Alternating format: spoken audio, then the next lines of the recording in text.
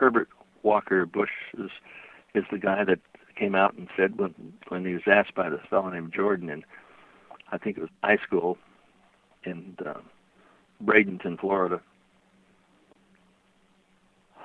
He said, well, when did you first know about or hear about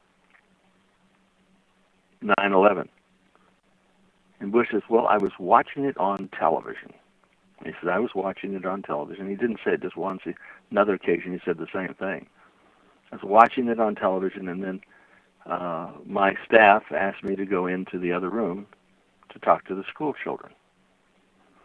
And then, while he was there, supposedly reading a book of a goat, which was quite fitting, upside down, again, which is quite normal for George Bush, Andrew Card came in, and within about a second and a half, 2 seconds, he said the second building has been hit. Oh, if he'd said the first building was hit, you would think there would be some sort of great reaction from Bush.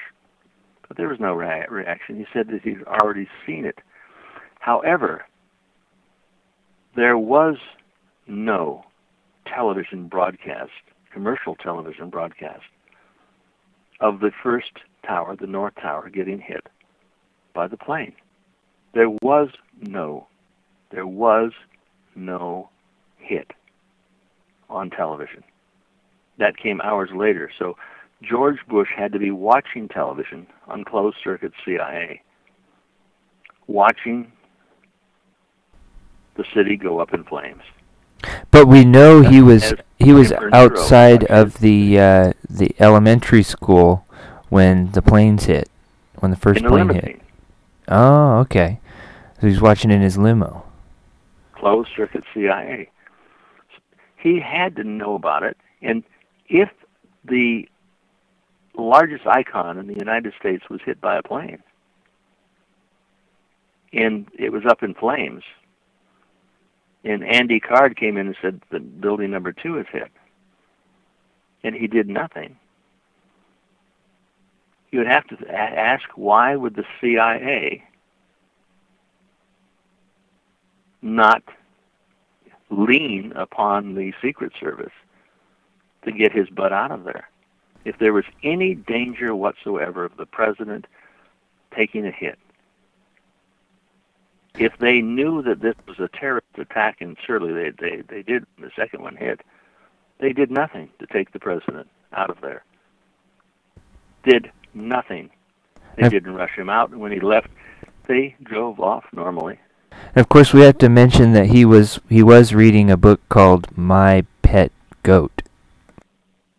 Yes, My Pet Goat. Isn't that interesting? I wanted to ask. You have to think about that. I want to ask you, Mr. Hilder, do you consider yourself a Christian, and do you believe in the devil? Well, I am a Christian. I do believe that the absence of good is bad. I do believe that there is a satanic Luciferian angel, the fallen angel. Yes, I do believe in God.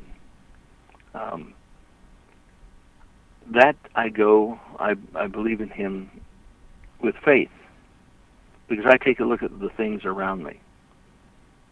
The odds of a tree, of just one leaf on one tree, just coming out of stone in some air. How could the air come into the atmosphere? How could life come from stone? It is my belief that if we take a look at a stone, you could look at it and it could rest here on this planet for millions and millions, billions, even trillions of years, and it would still be a stone. If you take a look at a giraffe, or one leaf from one tree,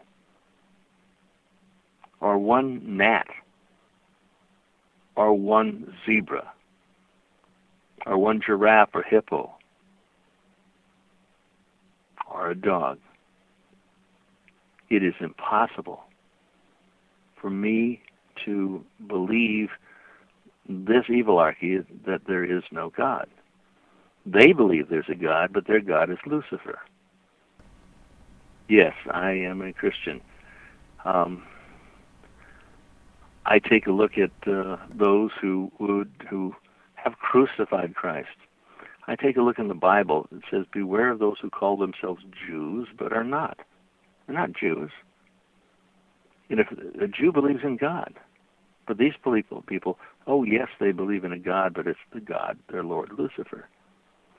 There are people out there who profess to be Christians and are not. They have a Lord Lucifer, and they use Christianity as if it were toilet paper. I'm doing another film called Vassals of the Vampire. I'm talking about the use of this, the neo-Nazis' co-option of the Christian conservative right. People think, well, these are good people, the Christian conservative right. But if they're believing in the likes of Pat Robertson, whose hand was like a claw, a paw of the lion over his heart, the Masonic emblem, the symbol of the Masonic religion over his heart on the front page of Time magazine. And Time magazine was started by Luce, Skull and Bones, Brotherhood of Death. My friend, things are not as we are told they are. I talked to Pat Robertson initially about the New World Order years and years ago when I was in charge of production at a major motion picture studio, and he didn't know anything about the New World Order. Then, a few years later, he comes out with a book, The New World Order, and I asked him some things in that book, and he didn't seem to know him. And I said, "Who wrote that book, Pat?" He said, "Oh, I wrote the book." I would think if one writes the book, they might know what's in the book that they wrote. Yeah, you'd think. I agree with you there too. I think everything is backwards in this world. I mean, we're sending troops over to liberate a country. Supposedly, is their last answer now to bring freedom, democracy to Iraq. But we're tearing down our democracy here.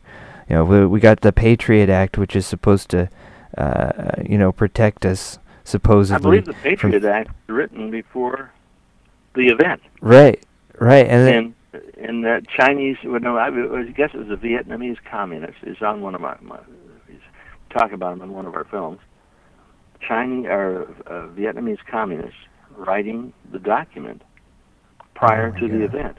When you see legislation, in this particular case legislation, being created for the purpose not of giving us, protecting our freedoms, but rather for taking them away, and saying that this was done in the name of freedom, we have to take a look at those individuals who are continuing to perpetuate the story that 19 so-called terrorists took out the North and South Towers. Right. New York, World Trade Center. Well, there's one of those individuals of the 19 that was dead before the event, and 7 are still alive today. So how could we, this assuming that they're right, but of course they are wrong with the fact that 7 who are alive today could not possibly have gone through that building. And 1 was dead, so dead men don't fly planes. But of the 11, if we broke those down into the 4 aircraft, that would mean there would have to be 2 3/4 people per plane. Now, there would be 2 men to take over the cockpit. And of course, the 3/4 of a man, some of them would have to be without arms, or some would have to be out without legs, would have to go out with a box cutter. Any brother would laugh at you if you came into a liquor store with a box cutter and say, "Well, I want you to open up your cash register." A little old lady could smack him down with her purse. Let's get real. Let's talk about reality. This is we're talking conspiracy fact. They're talking about illusion.